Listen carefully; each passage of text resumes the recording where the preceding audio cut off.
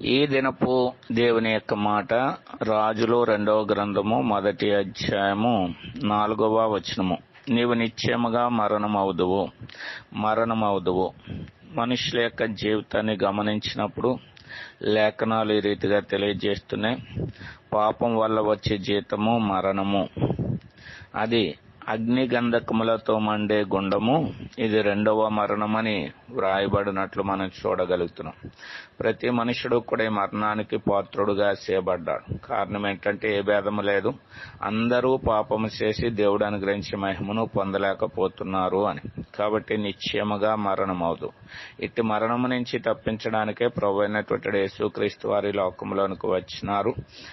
నా మాట విని నన్ను పంపిన వాని యందు విశ్వాసముంచువాడు మరణములో నుంచి జీవములోనికి దాటి ఉన్నాడని చెప్పినాడు. కాబట్టి ఆ రీతిగా మనము కూడా మరణము నుంచి తప్పించబడి జీవాన్ని పొందుదుముగాక.